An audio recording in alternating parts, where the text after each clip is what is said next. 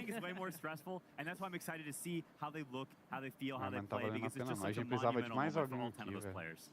It's just so insane the Vou way curar that de novo. everyone's feeling, Effie, to feel like we're this Eu vou close usar as moments away grivas em from our grand finals in Shanghai. Ixi, I have então. such high expectations for these finals. Ah, I você think it's gonna trollou. go to all 5 games. All 5 games would be amazing, and we get the moment everyone's been waiting for, the horn here. This grand final has everything Cara, on the cadê line. meu time no 3-time Roshan? hopefuls here, 2-time Slark não hopefuls faz as well. Roshan. First timers as well on the side of Vision, but we know at the end of the day, whoever lifts that Aegis, it's going to be a lot of fun, and it brings me immense pleasure to welcome you to the grand finals here at TI-15. They battle around the Pega, world pega aí, ó. for the right to stand amongst legends. Bora tentar subir em ground, não. Comete esse erro, não. Bora esperar ele sair, nós mata eles fora da base. Where the legends are made.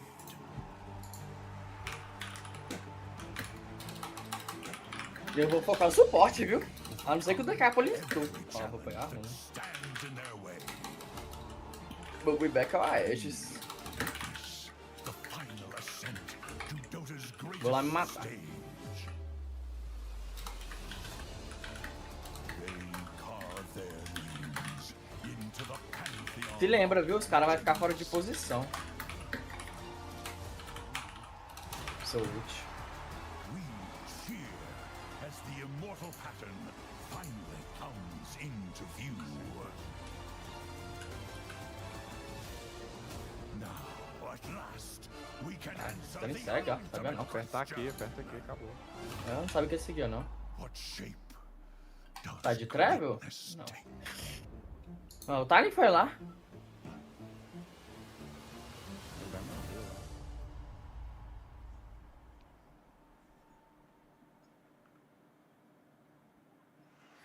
It has been 2 weeks leading up to this moment, down to 2 teams in Sania that are about to take to the stage and hopefully lift that Aegis for themselves. I mean, this gave me chills. This is honestly one of the most magical moments in any Dota player's career. I think, you know, on Spirit side, they've been here before, they've experienced it before. For Vision, it's the first time, and I hope they really love this moment and enjoy their time. They've talked about enjoying the journey, take in this moment and enjoy the walkout for a grand final, taking to the É stage. ótima.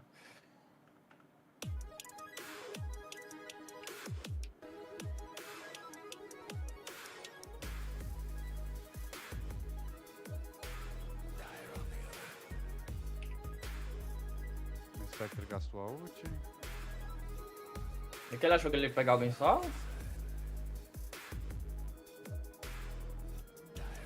Decautou.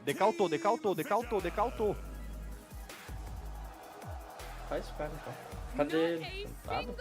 Ah, não. Series has been dropped by this team. They have proven they have what it takes to make it to the grand finals through the upper bracket. They have everything that they need when it comes to preparation. And for a lot of them, it is the first time walking out here on a grand final. But the moment of truth arrives now. Eles querem What todo não. sort of Yatoro and Eles querem em Spirit cima will de you mim. be facing?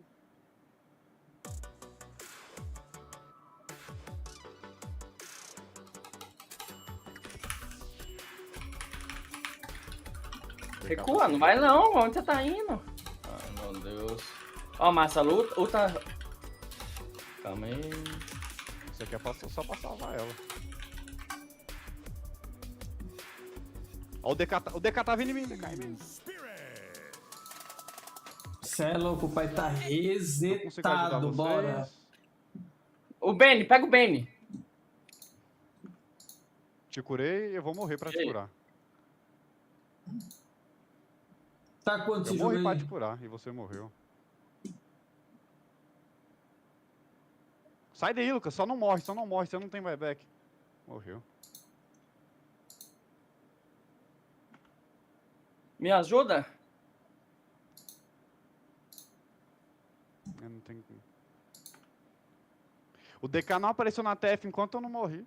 É simples, ele focou eu. Não tinha ninguém pra me dar o cover. Aí morreu sem buyback, GG. Você não usou nada? O que eu ia fazer, Lucas? O DK tava em cima de mim enquanto você estava batendo nos caras com 6k de HP. O DK tava em cima de mim. O que eu ia fazer? Pedia pro Ed te banir, pô. O Ed tava com vocês. O DK, ele usou a Silver Edge e ficou atrás das árvores. Não tinha o que fazer. Era vocês recuar, vocês sois mais fundo. Aí como é... Se eu avanço pra ajudar vocês, o DK me mata. Eu avancei e consegui te curar, te mantive vivo. Consequência, eu morri. Ixi, eles acham que eu tenho um buyback, ó. Se vocês soubessem que eu não tenho. Você que pensa. Olha, eles saem no top, ó. Não é que eles acham que você tem buyback. 50 segundos. Ah, ela tem ult. Só se esse... Nossa, essa DP é muito... Ó, ele vai ultar. Você ulta antes. Ulta, DP.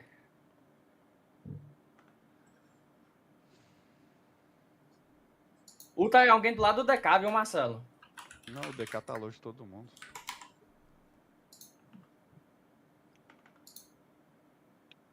É. O cara só quer dar um mega. Aí isso vai Olha, ultar. olha o que o DK vai fazer, ó. Lá atrás. Consegui nem usar meu uso.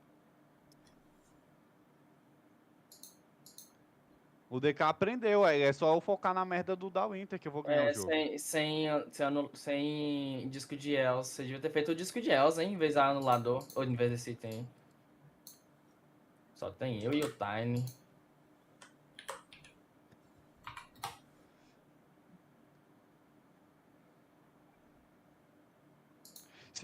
Se tivesse equado depois de dado Mega, isso não teria acontecido. Se o Pica-Pau tivesse comunicado à polícia, nada disso teria Você não vai matar o DK. Olha aí. GG chamado. Ainda falei pra merda da menina recuar. Ah, já começou a partida? Já. Vamos ver agora. Quem ganhou o primeiro jogo? A Spirit? A Paravídeo tá com a cara fechada? Ah, eu tava bem de olho fechado, viu?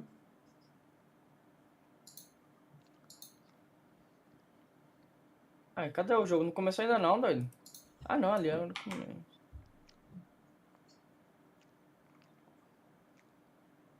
Ah, tem versão em espanhol da live, entendi. Não começou nenhum jogo ainda. Começou não, Totti. Tá doido? Ah, eu tinha deixado o Totti baixinho aqui no Discord. Ele não acordou, velho. Ele não consegue dormir, não. Marcelo te mutou que você tava roncando demais, velho. Tava. Não. Eu? Você? Sim. Eu tive que deixar baixinho porque você tava roncando. Não, teu cu, vou ter que ver a VOD agora, peraí. Eu tava assistindo um jogo e toda hora eu escutava um barulho assim. Eu falei, que porra é essa, mano? Não foi o Totti roncando, eu abri a live dele e eu não ronco. Ô, não era pra final começar 2 da manhã? Eles são separados. Foi isso, não tô entendendo. Caraca, mas o Inter é boa, mas... Eu tenho O 3 da barulho que você manhã. pode estar do lado ouvindo dela. é que eu tirei a redução de ruído do Discord e do microfone. Não, era pode você estar ouvindo roncando, era você roncando. Não tô zoando. Não era ruído, era tu roncando. Aí o pessoal Era você achava que roncando. quando o meu afiliado aparecia, resolver tipo jogar, eu jogo também, Aí dava uai. 3 segundos e você roncava de novo. Eu não vou lá. Aí Quando dava meu pra ver que afiliado- era a sequência da sua respiração. Ele é igual minha mãe, quando trabalha muito. Parece que vai começar agora o jogo. Eu escutava tão cansado, será? Deixa eu ver. Sim, uai. Quando a pessoa fica muito cansada, ela afiliado resolver jogar, eu jogo também, uai. É que o corpo entra em estado extremo de conservação. Olha o meu percentil, 49%, tem que respeitar. Sério? Sério, 49% de percentil. Mas é porque tá somando só o anterior e os pontos. Você vai ver, você vai ter feito muito ponto agora. Você tá com quantos pontos aí no total? Tem que matar esse DK. 1.800. 54 mil aqui. Prontíssimo. Ah não, esse daqui é minha conta boa. É minha É. conta ruim, na verdade. A outra que o percentil vai estar pior ainda. Meu Deus. O cara vai lá pra ver.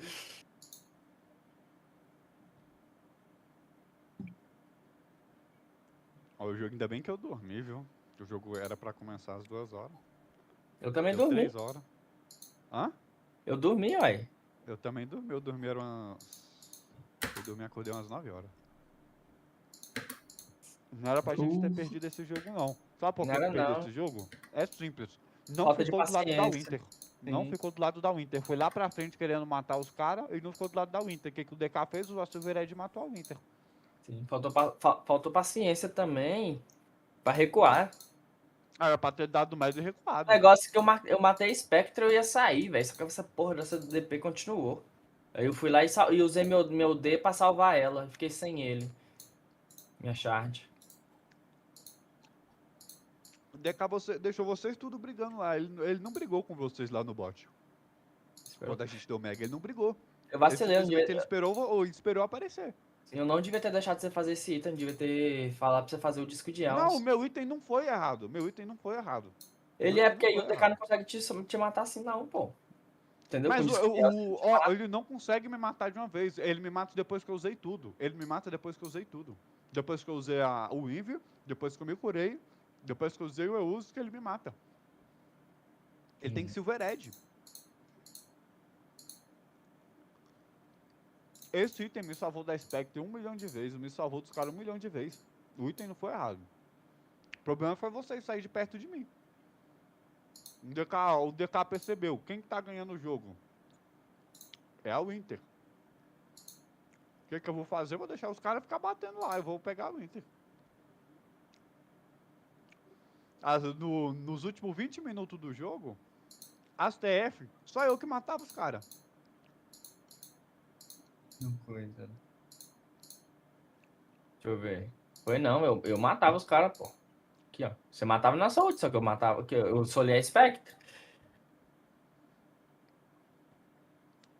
Eu matava a Spectre, o suporte e o Ogre. Aqui, ó. O problema foi esse mesmo. Eu devia ter voltado e ficado na backline pra te proteger do DK. Que ele ia vir. Na verdade, era só nós ter dado o Mega e sair, né? Na TF. Eu consegui manter você mais tempo na série. Era só nós ser recuado depois do Mega também, né? Fomos burros. Porque eu acho que se nós brigássemos no nosso hangground, nós não perdíamos TF nunca. Perdia não. Se os caras quisessem vir pra cima, né? Que eles perderam coisa. É, mas acontece. Agora era só esperar o hangground e esperar o DK moscar. Porque ele tava moscando. Posicionando errado, que ele queria levar o top. Tanto que nós matou ele, né? 2 vezes. 2 vezes, sim. Perdemos pro cara ruim, pior que nós. Eu reportei o Tiny, velho. Tinha esquecido. O cara fez SCAD, mano. Tá doido. É pro DK, não é ruim, não. Eu já tinha SCAD, Marcelo. E ele não foi no DK uma vez sequer. Isso não vai começar não, velho.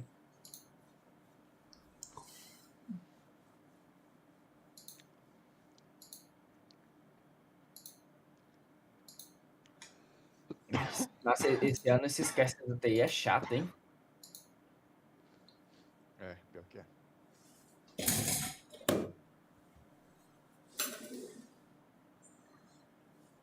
A Valve atrasando porque tem 94 mil pessoas assistindo a live e eles querem ganhar dinheiro. Não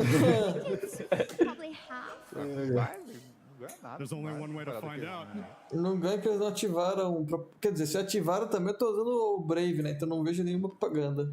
Eu uso a Adblock, então. É que o Google parou de deixar passar Adblock, né?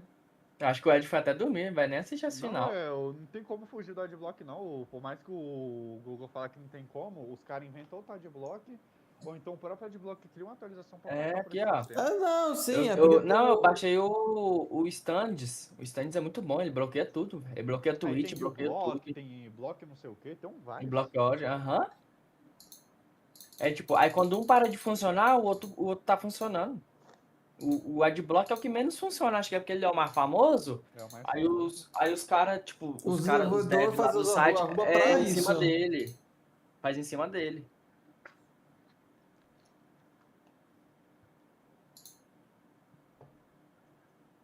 Então, Xuxão. Cala a boca, puta.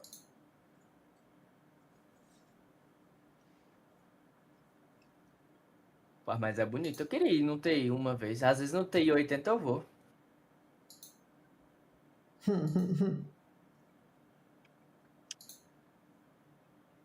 (3-2 Spirit?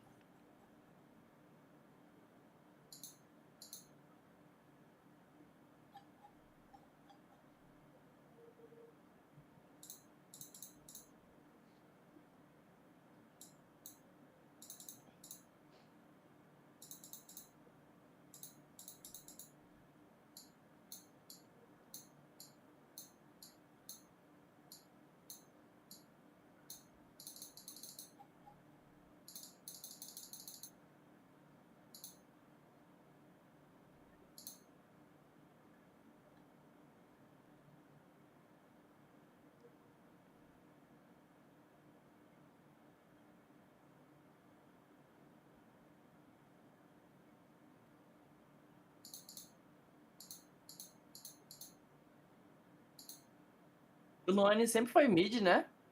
Quem? O Noane. Sim. Acho que teve uma época que ele jogou... Ah, não. Não sei se foi ele ou foi outro que teve uma época que jogou de off também.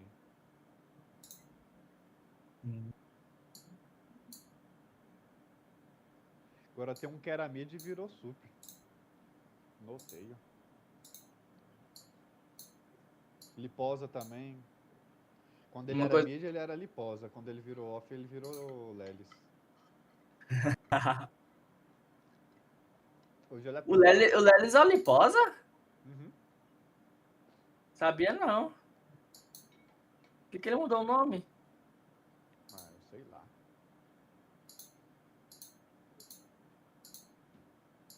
Uma coisa que me dá tristeza é o Ramses. O Ramses jogava tanto, joga tanto. Ele não trabalha em time nenhum. Ah, mas o Ramses já é velho. E às vezes é melhor fazer conteúdo do que ficar jogando torneio, pô. Jogando profissional, o cara... Porque eu lembro do Raio falando, não, quando você joga profissional, você tem que o tempo inteiro dedicado àquilo ali. Você não tem para mais nada, não tem tempo para mais nada. Cada partida de Dota é 1 hora. Aí tu vai fazer um jogo, tu vai virar um jogador profissional do negócio, tu tem que treinar todo dia, o tempo inteiro, constantemente. O cara não tem tempo nem pra dormir direito. Lembra do Raio falando que ele não tinha tempo pra nada, ele não valia o investimento, ele não tinha dinheiro, o cascalho não tava caindo. É 12 horas. Era 12, 14, só dormia. Sim, porque cada partida é 1 hora, velho. O cara joga 12 partidas por dia. Tá banindo, hein? Começou. Olha lá, o que foi o ban padrão? Olha lá, tem que ter, moço, tem que PH ter. e Trint. Trint foi o herói mais bonito do torneio, viu? Foi.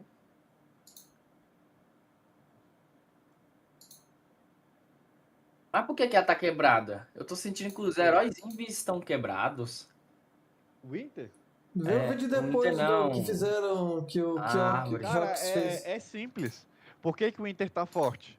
Não, Porque... a árvore. Trint. Ah, tá, árvore eu não sei. Entendeu? Tá aqui, ó, vou te mandar o vídeo. Do Trint? É, ó. Ah, obrigado. É isso mesmo que eu queria saber. Esse que eu tava assistindo antes de começar essa live. Pegaram meu herói, viu, Marcelo? Bora ver se ele vai ficar perto do suporte. Porque Slack, o pensamento de você estar longe do suporte para pegar a backline, ele só funciona até o minuto 35. Depois você tem que estar perto do seu suporte para ele te dar suporte. É duro, cara. Ixi, pegaram o Ember suporte. Não acredito que eles vão fazer isso no TI, velho. É Ember Mid, existe um mundo que isso daí pode ser um... É tipo aqueles pique fluido lá, pô. Uhum. Véi, mas eles pegou Ember em cima de Slark, mano. Eu já vi Slark Mid, isso na própria Spirit, já foi a própria Spirit. Não, tá tendo. E principalmente pra cauterar a Ember, velho. É. Mano, eles viram o pique de Slark e pegou Ember. O Puppet tá. Não, o Ember foi first pick. Mas o Slark foi primeiro. Ou não veio o pique no. Foi, não. Foi. Ember foi primeiro. Voltei, E não... vai ver. Deixa eu assistir. Nota 2. E outra, eles querem pegar Ember e não ban Slark, velho. É muito burro.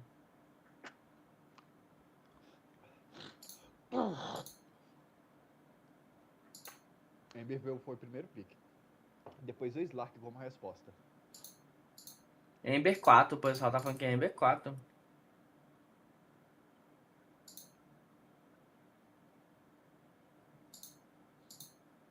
Slark é muito bom contra Ember no mid.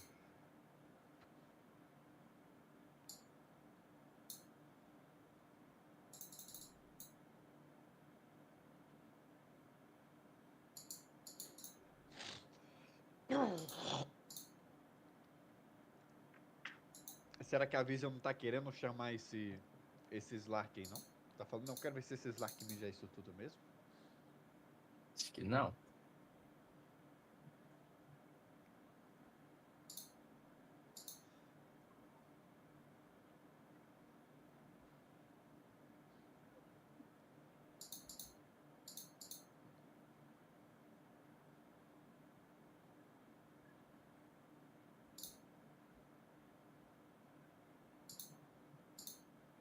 Ah, foi o Ember First Pick, Marcelo. Você está corretíssimo. Olha aí.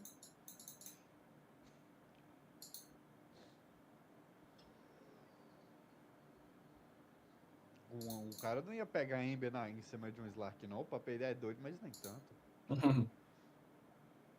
Nossa, mas eles abriu com Ember, velho, o draft?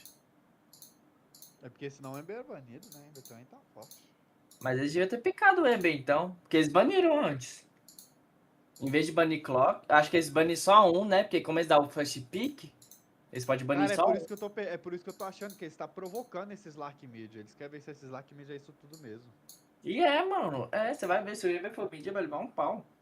Pelo menos na lane, você vai ver. Até os 10 minutos de jogo, o Slark Então, vai estar mas dominando é isso, ele. o Slark pode ser bom contra ele na lane, mas e no jogo? Ele consegue desempenhar o papel de mid? Com toda certeza. Ele impede o Ember de usar a melhor habilidade dele, que é a ult. 3-1 Vision. Eu acho que vai ser 3-2 isso aí, viu? Independente de quem ganhar. Até porque nem quem ganhar, quem perder, vai ganhar ou perder. Vai todo mundo se fuder. Por que eles não pegam um Bloodseeker pra acabar com esse Slark, hein? Ixi, pegou IOHC, ó. Bloodseeker perde muita efetividade no late game e não é tão bom assim quanto o Slark depois dos 30 minutos.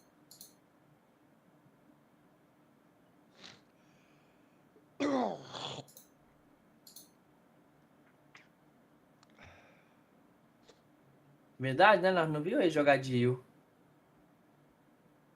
Do Satanic, né? Ninguém. Eu vi um Azil. Você não viu o Will, não? Da Parivision? Não, da Parivision não, Então. no TI.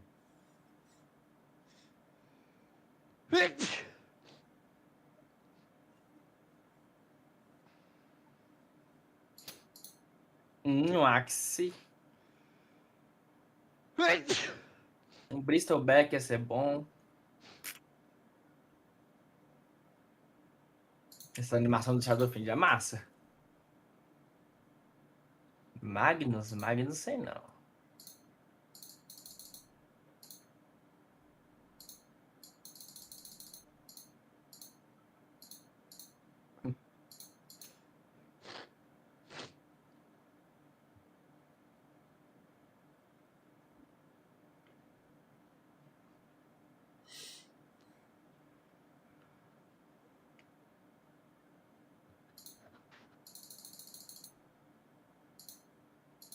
Olha, Slark mid.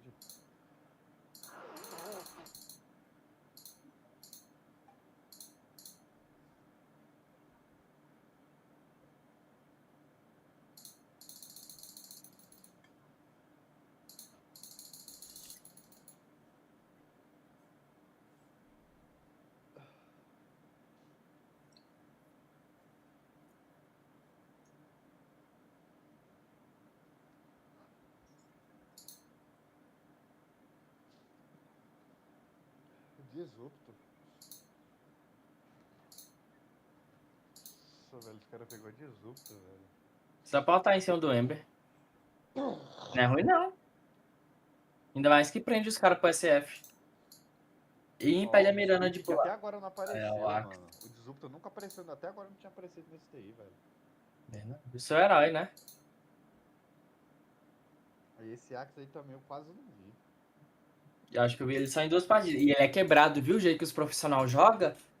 Eles tá nem aí pra matar, não, Marcelo. Eles gritam no cara e saem correndo pra tirar os caras de Pra posição, puxar pô. o cara, pra tirar o cara. Aham.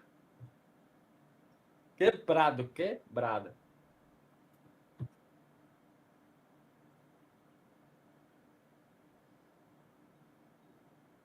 Então, porque a Spirit nunca perdeu uma final de TI. A Spirit já foi pro final de TI? Já ganhou 2. Já ganhou, tá aí, né? Ela é bicampeã. Famoso dragão branco. Essa parada aí de bi não dá certo, viu? Toma cuidado. Bi te engana. Danilo Tide. Ótimo ban, velho, que esse time deles não ia conseguir descer o Tide de jeito nenhum. Mas eu ainda tô sentindo falta de alguém pra carregar esse jogo aí, viu, da Parivision. Só que da última vez que nós falou isso, eles pegou um Tiny e carregou, né? Nossa, daí que os caras ficam muito nervosos lá no coisa, velho. A Spirit não deve estar, não. A Paravision deve estar nervosa, nunca ganhou TI. Nunca chegou no final do TI, né? Jogou só dois TI no time.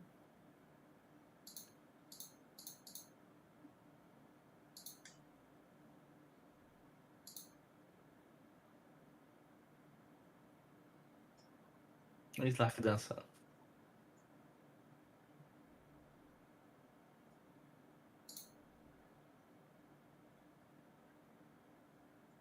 Spirit tá pensativo. O Satânico, que putz, e agora? Eu não joguei de Io, velho. Todo mundo tá jogando de Io HCI menos eu. Olha lá a carinha dele de nervoso. Porque ele é um menininho, né? Ele é novinho. Esse russo contemporâneo aí, ele tem essa cara de menininho. Se não me engano, tem 16 a 18. Eu sei que ele começou no Dota.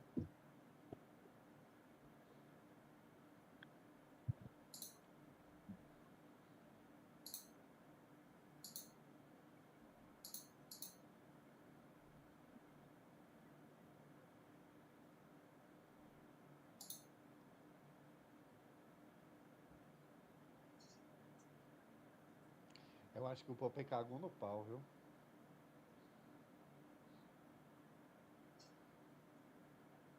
Na hora.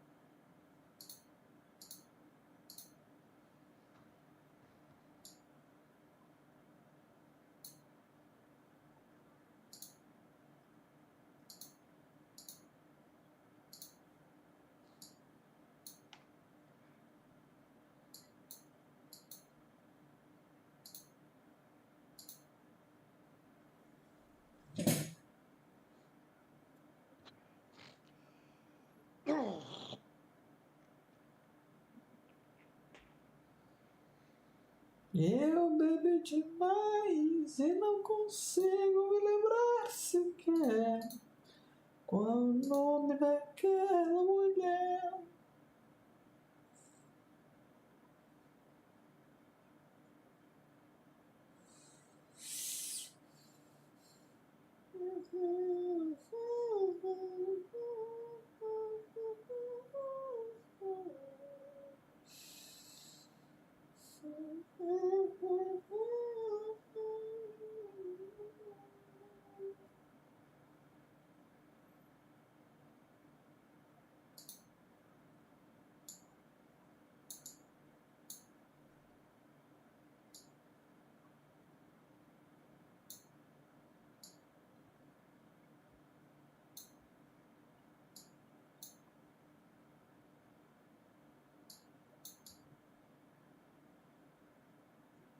Ok.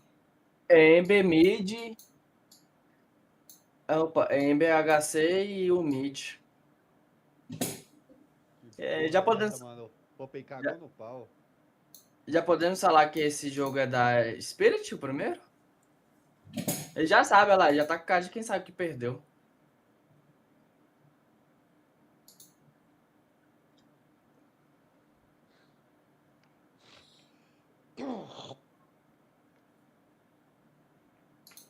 Hum, 1-0, filho, já era. Cagou no pau nesse pique, mano. Cara, mas esse não, eu acho que essa Puck vai carregar. Essa Io vai carregar, sabia, Marcelo? Eles não pegou ela em nenhum jogo, velho. Estavam guardando ela pra final.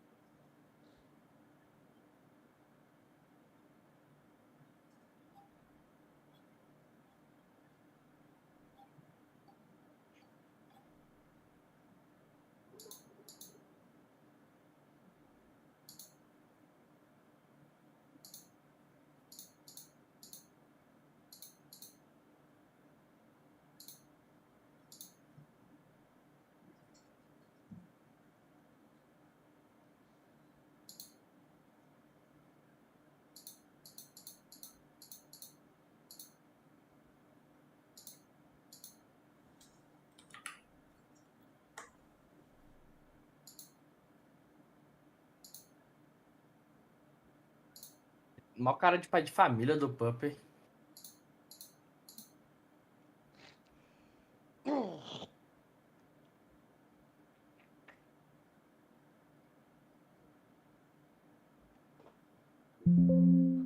Ixi, é lá o mid. Deslark GG, pai.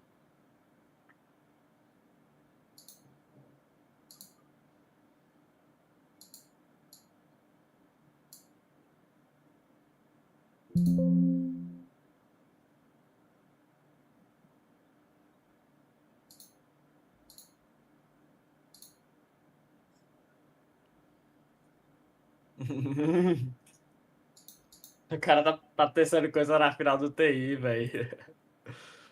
Sabe o que o Puppy falou? O cara perguntou pra ele, daí o mid, né? Falou, pô, o Noane nunca jogou com esse herói no mid, em um torneio. O que você tem a dizer sobre isso? Ele falou, é pra isso que serve o TI. Filho, o cara tá cozinhando. Let the man cook. Let him cook. Sei não, velho. Ele tá achando que quiser surpreender nós.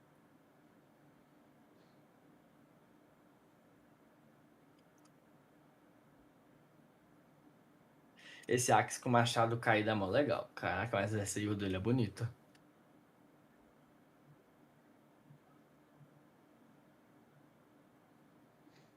Cara, eu quero assistir essa partida esse duelo no mid todinho, velho. Eu quero ver como é que o Nolan vai jogar isso aqui. Quero ver ele ganhar.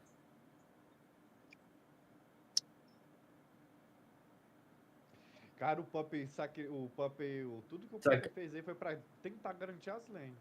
Sim. Tomou out draft, ele esqueceu de banir o maior conta do Ember.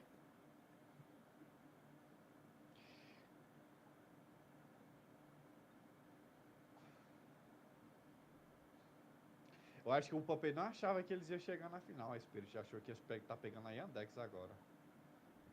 Acho que não.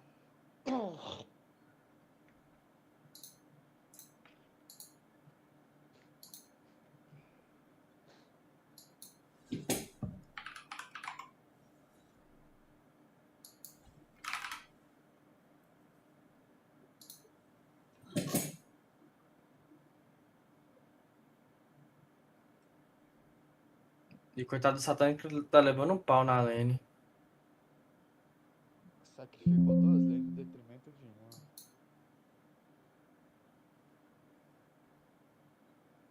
Eu acho que a melhor opção ali era mandar esse Ember pra ser Super 4, velho.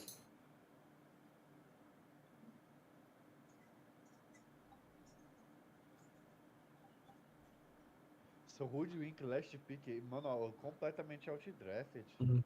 O Gok tá reclamando, ele tá falando, era só ter isso aí tudo foi pro Nine Class poder jogar de Hoodwink. Quero só ver essa Hoodwink dele carregar.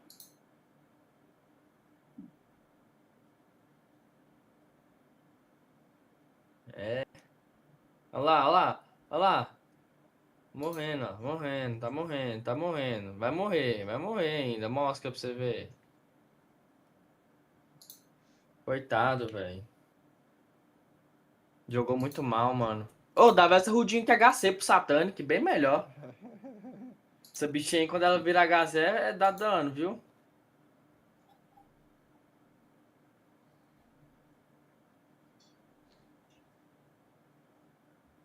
Cara, a Yu tá sendo amassada pelo Slark. Já era esse jogo.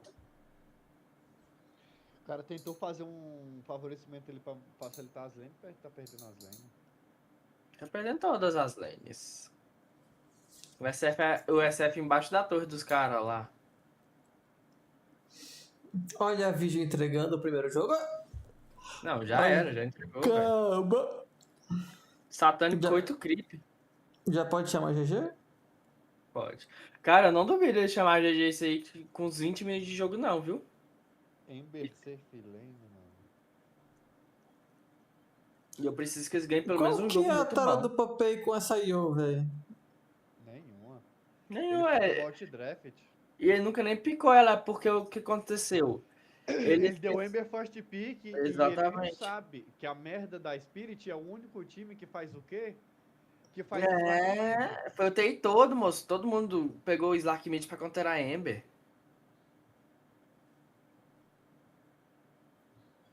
Foi instantâneo, na mesma hora que ele picou Ember, não levou nem 10 segundos. A Spirit pegou Slark. Sim. E ele pegou. Olha lá o Ember, olha lá o Ember. Você tá louco, velho. Tá Sorte morto. o Satanic é bom, viu? Tem É. um dodge ali. Eu vi, mas como é que ele vai carregar, velho? Não vai. Não vai carregar, não adianta ser bom.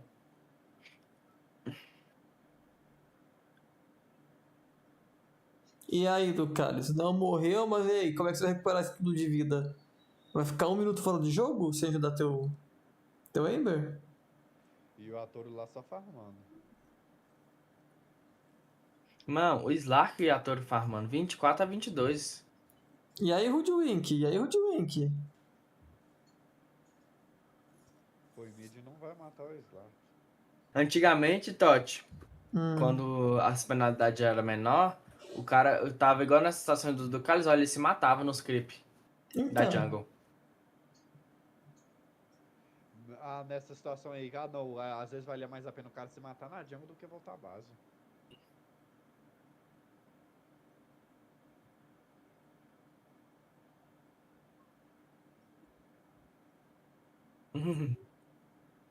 Ninguém tá acreditando, velho.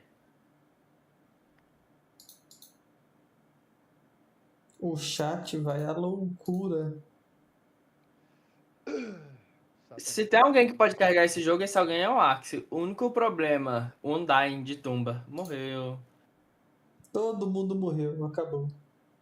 Só não morreu por causa da Hoodwink que tava lá. Cara, essa Tchau. Hoodwink que ele tem que carregar, velho, que o last pick foi pra ela. Erraram demais em fazer isso. Alguém ajuda, alguém ajuda, alguém ajuda! Pô, não tem muito herói que countera a Ember desse jeito, velho. GG.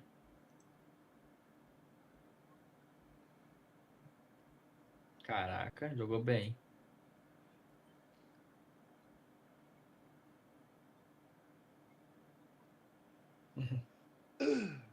O Satã tá passando tão mal, mas tão mal, que ele tá ficando parado esperando o XP de uma morte que um suporte tá matando, velho. Você vê o nível do coitado. Carregue, Axe. É o único que tá certo nesse jogo. Caraca, o skill foi defumado enquanto o mid está sendo solado pelo P5.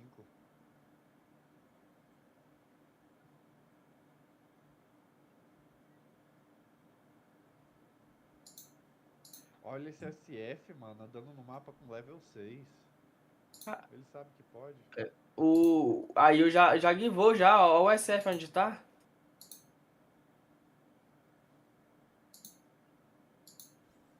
Meu Deus.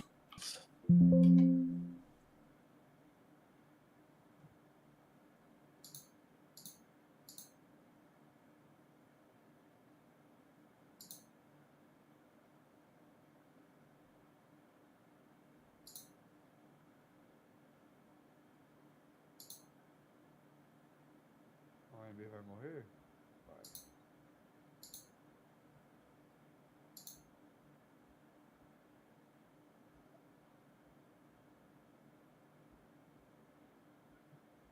É só o Axe, velho.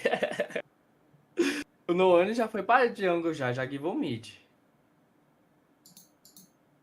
Cara, era tão mais fácil fazer essa mesma coisa com o Ember dele, não era? Não, fica lá no mid até 7 minutos de jogo e giva ele. Deixa o Slark free. Depois nós lida com ele. Ih, só dando que O morrer. negócio é que o. Sabe qual foi a resposta disso? Eles colocaram a merda do HC pra andar pelo mapa. O SF tava andando level 6, ele tava andando pelo mapa. Pra matar os Sim. caras. Só que ele perdeu o time, né? Se bem que ele tá com 3.700 de patrimônio. Não dá porra nenhuma.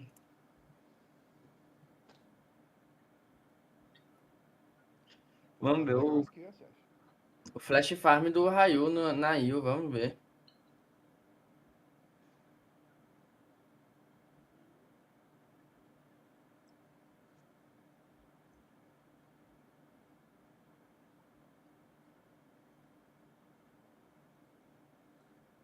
Tá difícil aí, Ember. Tá difícil pra todo mundo da Vision. O SF tá com 74 creeps e já tá quase com 10 creeps por minuto.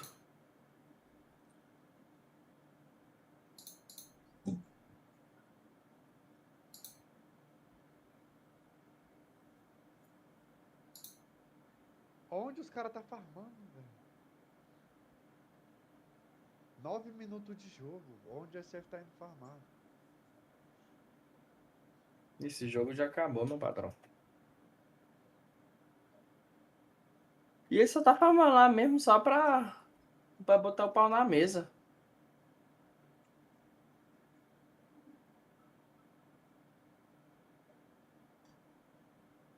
Ih, pegou. 9 minutos de jogo, você não pode estar na sua T1 do mid.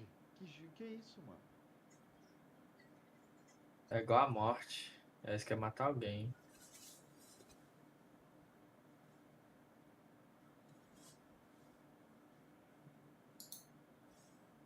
Três caras não conseguem matar um...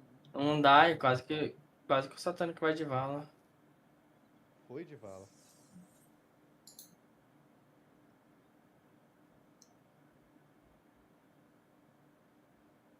Esses caras devem estar pensando que merda que o Papai fez com nós, velho. Que merda foi Demite ele, demite ele.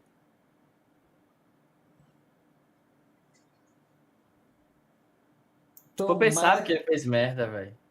Tomara que o Astine comece a falar no vidinho dos caras, ó. Avisei, eu avisei, eu avisei. Uhum.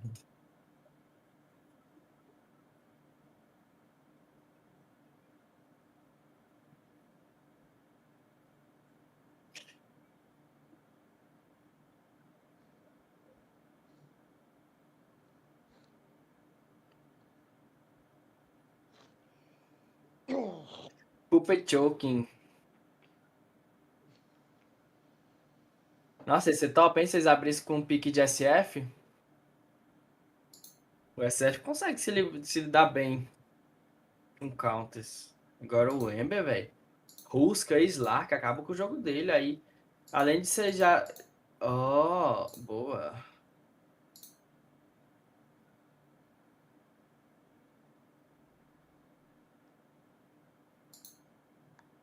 Mesma bosta de sempre, vai ter que ganhar em cima do dedo.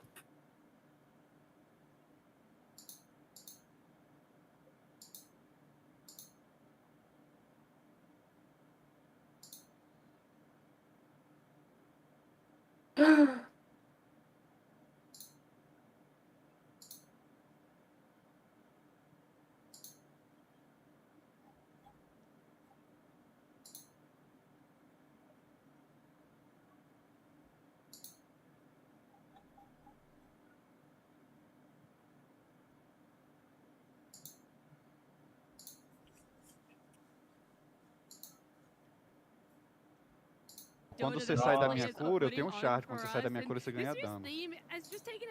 Topíssimo. E dá dano também no quê? Dá o W, né? Dano de ataque. Socorro, socorro! A respect aqui, ó. Ela morre. Tamo longe, Lucas. Tamo longe, tenta correr pra nós. Pô, essa Parivision vai arrastar isso aí pro late game até dizer chega. O triângulo é da Spirit, velho. O fã da Spirit deve estar feliz com essa abertura de TI.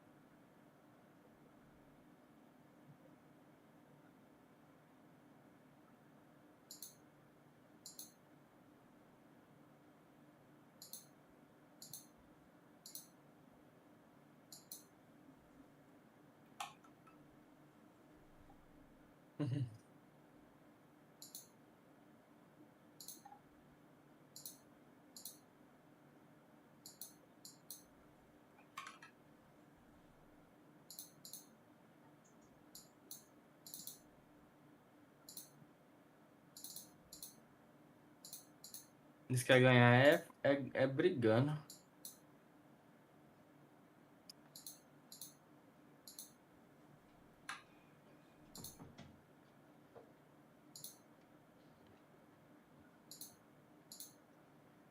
Aí, tô de volta.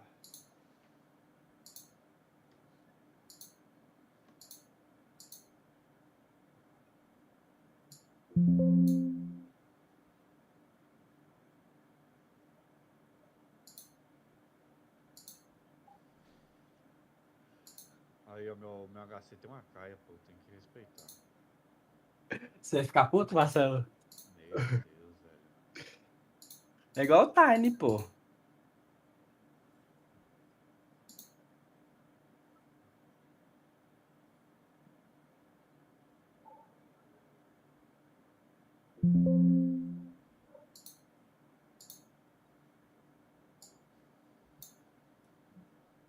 Eu acho que eles tá muito puto, viu, com esse draft. Acho que eles nem querem jogar.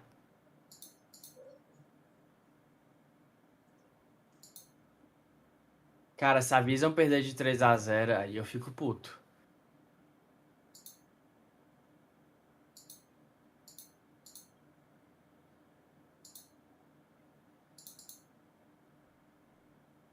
Sabe o que é o ruim dessa partida, Marcelo? O quê? É melhor de 5, né? Aí, tipo, aí soma todos os pontos. Se essa partida acabar muito rápido, não vai somar quase bosta nenhuma dos pontos que nós precisa.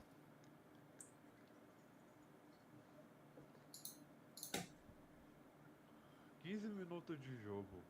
7k de vantagem. Ó. Nossa, a Mirana pulou em cima do ult do Disruptor. Meu Deus, os caras tá desanimados, nem a Paravision quer jogar esse jogo. Nossa. Nossa, quem diria que pegar um time sem dano... O Ember e a Wisp é a mesma Sabe coisa, qual que é a velho. esperança desse time? O Axe da GG? Não. Sei lá. Ah. Ele. Fora a Pump. Ela. Eles. Elas. O Disconnect? Aquilo que não é... que parece uma nuvem. Que não tem gênero. Aí, ó. Isso aí. Eio. Elo. Elo. Elo.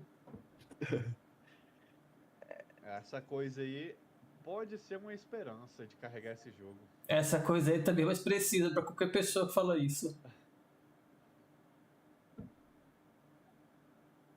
Não tem como carregar isso aqui não, já acabou esse jogo. Pô, a vantagem inicial é merda, muito grande, velho. pô. Mano, 7K os caras de vantagem, entregam. os caras comeu um mapa, não deixa o time farmar. O Andai já tá Não deixa pisar de... no triângulo. O Andai já tá de coisa já. De Octarine. O Satânico que vai morrer.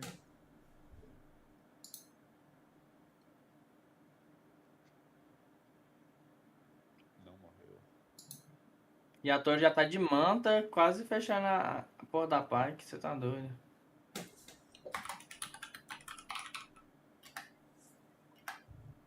Já vou mandar aqui um back steer e fora pup.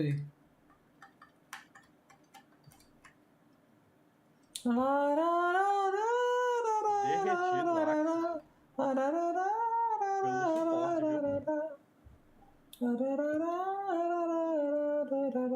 Pelo suporte, viu?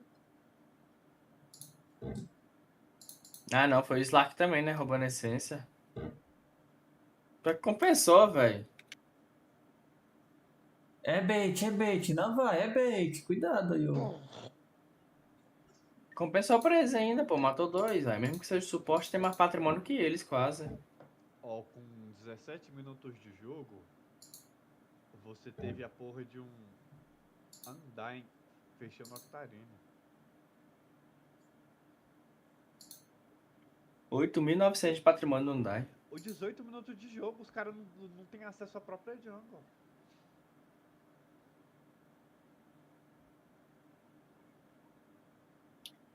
Ah, mataram o Dai.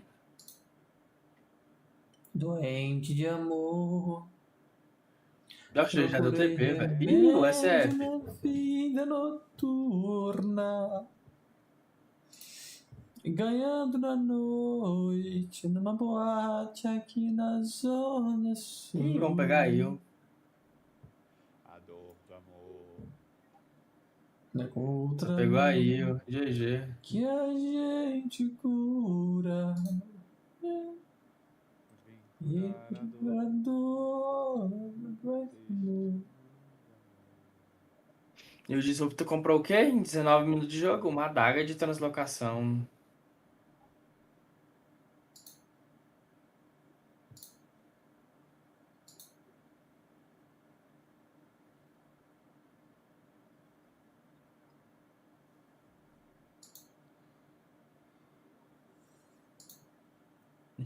A merda do meu Ember tem que puxar BKB, porque senão ele não consegue nem jogar. E ele depois ele tem uma radiância. Mano, o Satânico não sabe nem que item que ele faz. Acho que nem joga com esse herói, mano. Acho que ele devia ter pego um WK, velho. Uma PA, um herói padrão assim, que dá pra virar um jogo. Uma PA acho que ia ser bom pra tentar virar essa porra aí. Pelo menos derretir o suporte. Na verdade, eu sei como que eu faço pra ver se a minha live tá em pé. Eu tenho que trocar de conta. Só isso. Isso aqui é preguiça?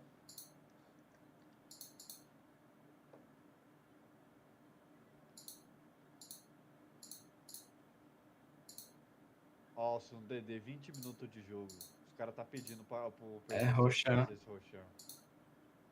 GG, vai lá. Já deu TP já, filho. Já era, já foi.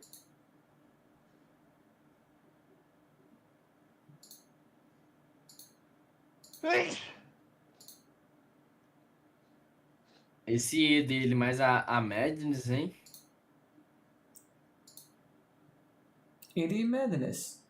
It's madness. This is Sparta.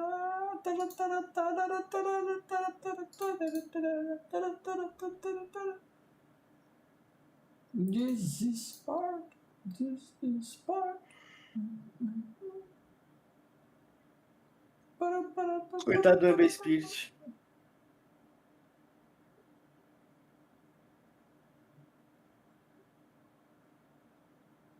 Ih, morreu.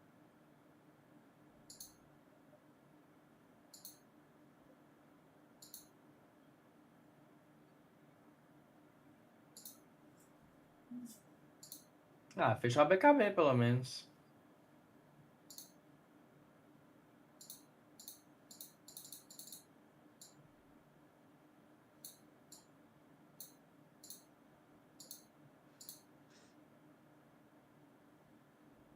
Tem um SF que os caras não conseguem tirar nem metade do HP e ainda tem uma Aegis.